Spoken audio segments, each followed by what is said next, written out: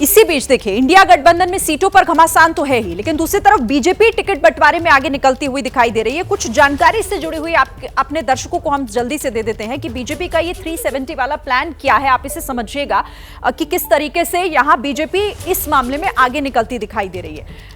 उम्मीदवार घोषित, 400 से ज्यादा उम्मीदवार जो है वो घोषित किए जा चुके हैं। बीजेपी लड़ सकती है लगभग 450 सीटों पर बीजेपी चुनाव लड़ सकती है। टिकट बंटवारा 90% टिकट बंटवारा जो है वो हो चुका है। पत्ता काटा, 100 सांसदों का पत्ता जो है वो काटा गया है, नए चेहरों को उतारा गया है। पहले टिकट देने का फायदा, प्रचार का वक्त जाहिर तौर पर उम्मीदवारों को, प्रत्याशियों को ज्यादा मिलेगा।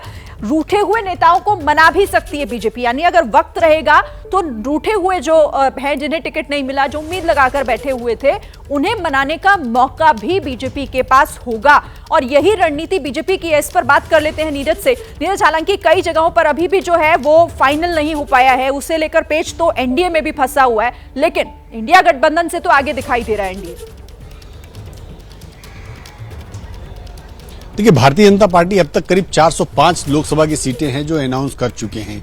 इनमें से कई राज्यों में उनका गठबंधन भी फाइनल हो गया। जरूर है कि 2 राज्य ऐसे हैं जिनमें गठबंधन उनको फेल हो गया है, चाहे वो उड़ीसा कह सकते हैं, दूसरा पंजाब है। पंजाब में भी भारतीय जनता पार्टी ने अकेले चुनाव लड़ने की योजना बनाई, लेकिन भाजपा ने लक्ष्य बहुत बड़ा रखा है। 400 पार एनडीए के साथ वो 400 के पार जाना चाहते हैं। 370 से ज्यादा सीटें वो खुद जीतना चाहते हैं। ऐसे में जब लक्ष्य बड़ा होता है तो काम का आधार भी बहुत बड़ा होता है। भारतीय जनता पार्टी 405 सीटें अब तक अनाउंस कर चुकी है, जिसमें करीब 97 ऐसे उम्मीदवार हैं जो नए हैं, यानी कि पुराने सांसदों का टिकट काट के 97 सांसदों को टिकट दिया है। 66 ऐसी सीटें हैं जिन्हें महिला उम्मीदवारों को भारतीय जनता पार्टी ने चुनाव मैदान में उतारा है। तो भाजपा की जो रणनीति है वो कोशिश यही है कि हर सीट पर विनेबिलिटी के आधार पर नए कैंडिडेट्स दिए जाएं, नए लोगों को मौका दिया जाए, और कोशिश ये है कि जिनकी एंटी इनकम्बेंसी है उनको किसी और रास्ते, कोई और काम जिम्मेदारी सौंपी जाए, पार्टी में कुछ और काम दिया जाए। तो भाजपा फिलहाल इस रणनीति में दूसरी जो दल है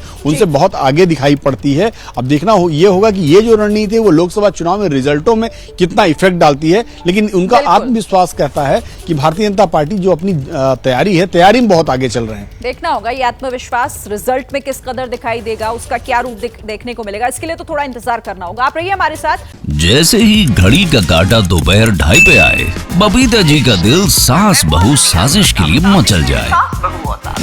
और ये है इनकी बहू, पूरे दिन ऑफिस की टेंशन हो जाए गॉन जब ये करें अपना फेवरेट शो फ्री टाइम पे ऑन। इनकी तरह आप भी देखें अपना फेवरेट शो अपने टाइम पर और डाउनलोड कीजिए एबीपी लाइव ऐप अपने स्मार्ट टीवी पर।